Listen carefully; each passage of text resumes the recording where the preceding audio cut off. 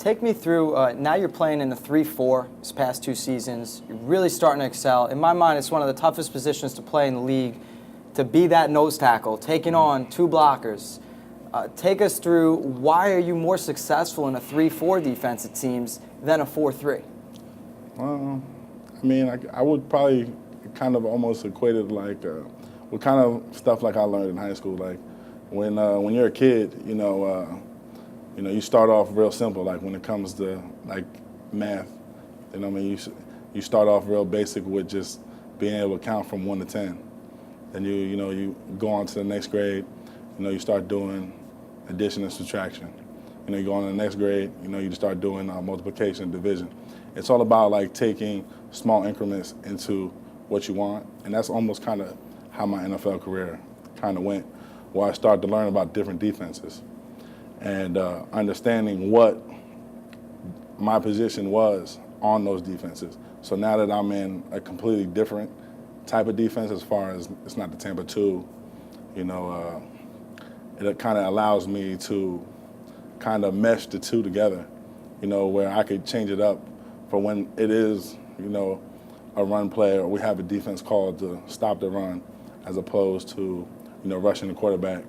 It allows me to use the attributes that I have to the best of my ability. Speaking of your attributes, you're listed at 6'4", 320. You got size, speed, and strength.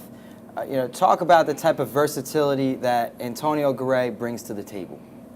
I think a lot of my, my versatility, the attributes that I have, basically I had 2 athletic parents, I would tip my hat off to both of my parents because they were both 2 sport athletes at Hofstra. So I'm sure that, I got a lot of my God-given talents from them. But the way that Coach Rivera and the rest of the defensive coaching staff, made the calls this year, got us prepared, that helped me out tremendously, and giving me that opportunity to excel is all like the combination. Like I've been saying all year that the last 2 seasons, the 2 years that I've been with the Chargers, my stars just aligned, and things have worked out to my benefit, you know what I'm saying? And I've had a lot of adversity through my career, and it's just, sometimes when things are down and chips they're not on your table, sometimes you just gotta keep plugging away. And I was fortunate enough to do that, and the Chargers were fortunate enough to, pick me up and make the best out of me. Absolutely. Now, I got to ask you this. What's up with the hairdo? My hair doesn't look as quite as fun as exciting. You should. I could bring it to my barber. I'm sure he could take care of you. That would be a nice little that's episode. class act right there, right? I'm telling you. Yeah, we could even get class act shaved into the back of it. Well, I'll tell you right now. I'm telling you, that might be smooth right there. Listen, man, you make the playoffs next year. All right, you take your team to the playoffs, and I will be at that barbershop with you. I'm holding that to him right there. I'm holding it to him. All right, and I'm going to hold you to that as well. Definitely. I want you to get a zoom in on this shirt. Talk about setting the tone. That's what sticks out in my mind. That's what you do. You set the tone. You're the first one up the middle. You're able to plug the run. You're able to get after the quarterback. You're able to really set the tone on that defensive line. Talk about what that means to you to be able to set the tone for your defense. Well, part of it, is playing on words because that's how everyone refers to me, as Tone, and that's Antonio Tone, just, not to get anyone confused. But, just over the years, that's something that I always used to tell myself, anytime I took the football field, I took the wrestling mat, I always thought in my head about setting the tone and setting the tone early, and, the same thing goes, that's something that's always talked about in our defensive meeting room. And that's also something, that's why I come back, to my community and come to events like the event today, is because I want to be around and show the kids, to set the tone now, not to wait and to put things off. And I think when you're younger, it's easy to think, oh, I have next year. Like when you're a freshman, you just missing the varsity team, you play freshman football. Oh, next year I'll play varsity. You don't make varsity, you play JV. Oh, next year I'll play varsity. And it's kind of like trying to be around and teaching the kids in my community, like, let's set the tone, let's set it now. So that way you'll have that much more opportunity later. And I know that Set the Tone is a company that you actually just formed as well. Yeah, a year ago, and a lot of it is all about, giving back to my community and just making sure that I'm around and, taking part. Sports was very influential to me here in Rahway, and just trying to give back. I know you played on the offensive and defensive line in Rahway, and you were a standout player then and there. But talk about what that's like for you to be able to play both sides of the ball. How has that helped you now excel as a defensive tackle? Well, I think always, like even when I was back in my Rahway days, playing, I was always kind of like a defensive-minded person, but I think that I only really appreciated it the year I was out of football. I was out with the whole '09 season. So I came back and I was a volunteer assistant coach with my high school. And I think I appreciated it that much more, to be honest with you, because I think sometimes you take for granted, like, why you're doing things and the benefit, why you're doing it for your team. And when I was coaching up kids, a lot of kids, everyone wants to play defense. In high school, it's a lot more glamorous position to play defensive line as opposed to playing offensive line. And one thing I always try to instill a lot of kids is, a lot of people get scholarships for playing offensive line. But at the same time, if you're a defensive player, the best way, for you to be a D lineman, the most important thing that everyone always thinks about is sacks. And I always used to tell my brother was the head D-line coach and I was his assistant D-line coach. And one thing I always used to tell the kids and try to instill in them is, if you score a lot of touchdowns on offense, open up the holes for the running backs, block well for the quarterback, and you get a good lead, then you're not, regardless how tired you are to play the other side of the ball, it's going to be that much easier for you because now you could go out there and just pass rush. And you're going to get that offensive lineman on their team that much tired. So the sooner you could do it, the more, success you'll have as far as rushing the passer. Tone, you were, you're a Jewish player, one of the only Jewish players in the league. Mm-hmm. Talk, an All-American Jewish on the All-American Jewish team. Talk about what that means to you to be able to represent your heritage and be one of the only players in the whole league representing the Jewish community. Well, it's very important to me. One of the main reasons why it's very important to me because I come from a multicultural household, and my mother is Jewish, and by all Jewish law, that makes me Jewish, and because in my community of Rahway, my mother's family all grew up in Queens. So in Rahway, most of my family that lives here is my father's side of the family. So over the years, it was always very important to my mother to instill, the Jewish religion and the Jewish culture in her 3 kids. And my mom did a great job at that, and whether it was, driving up to my grandparents' house, visit, do, sit Seder, go to the temple, stuff like that. My mother was always very adamant and very prideful, in her religion and in her culture, and wanted to make sure that she instilled that in all her children.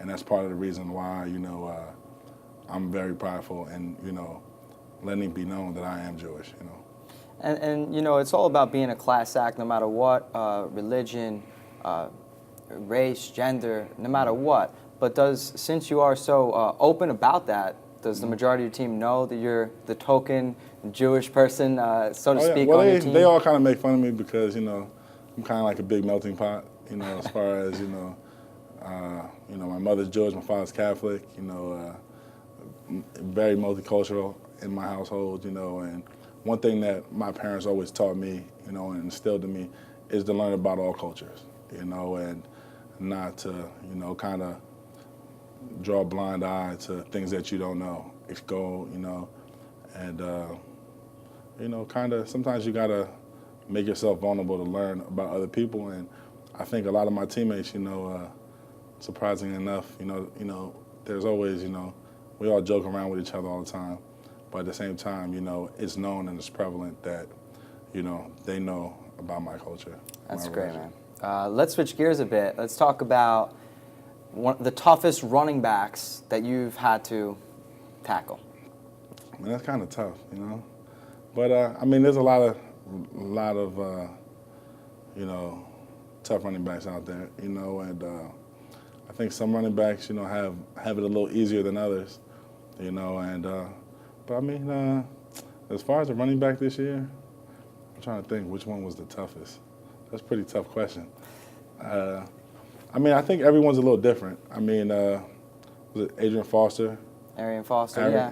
Arian Foster. I'm sorry. No, Arian Foster. We won't No, go ahead. no, but Arian Foster, I thought, you know, he's a San Diego kid too. You know, so I was. We heard a lot about him. You know, he's a guy that for me was, you know, to look at him and see where, you know, he had some adversity through, you know, early in his career already, and has come out and had a tremendous year this year at running back. You know, Thomas Jones was a guy that I had a lot of respect for, that I played with, both in Chicago and New York. You know, so you know, got a chance to play against him twice this year, so that was fun. You know, first time not so fortunate, he was on the winning end of it.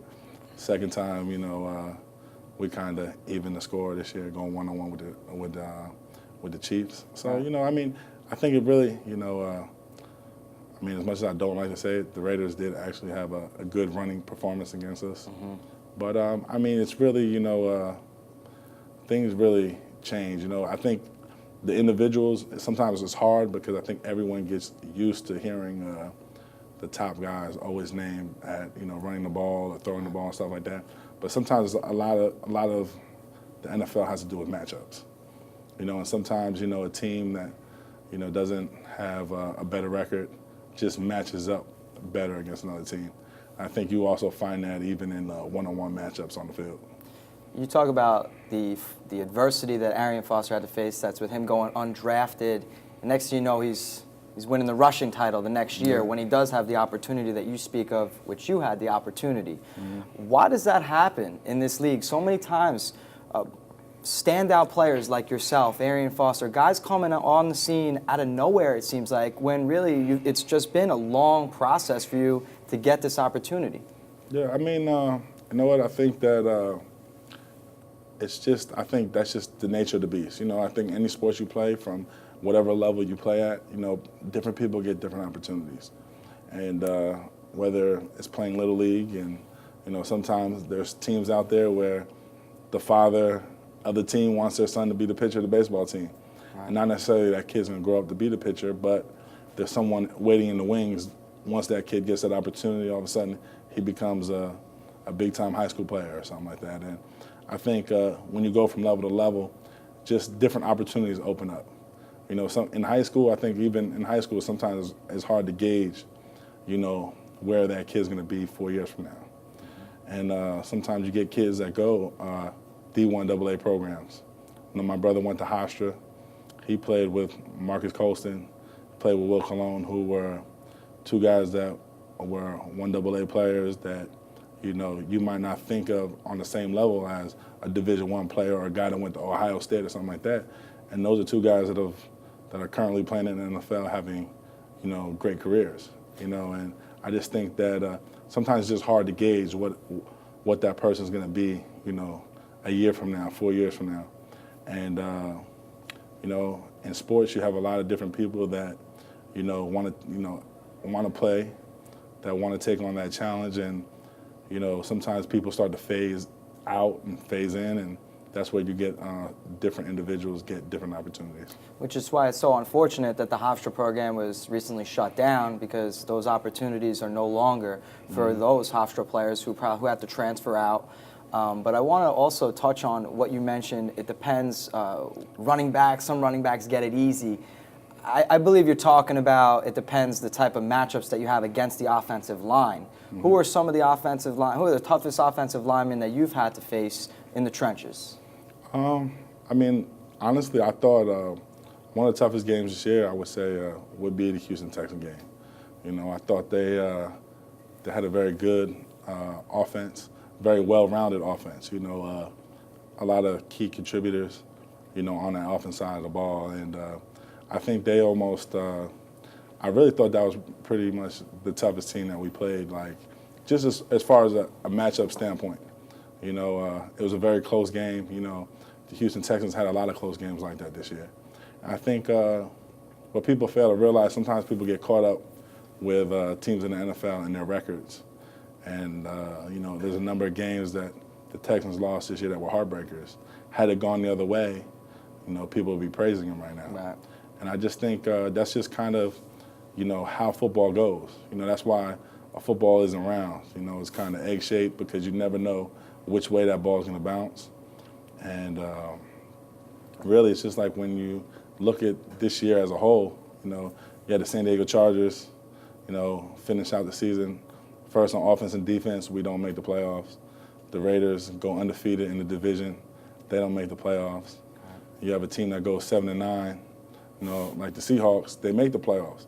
But you know what? That's just the way things go. That's the way the ball bounces sometimes. And the Seahawks are now, you know, hosting, you know, a game, you know. So, I mean, you really don't know. And part of the battle is just making it to the playoffs because anything can happen. Absolutely. Such a fine line between making the playoffs and winning a couple ball games by a couple points. What will it take for the San Diego Chargers to get to the playoffs next year?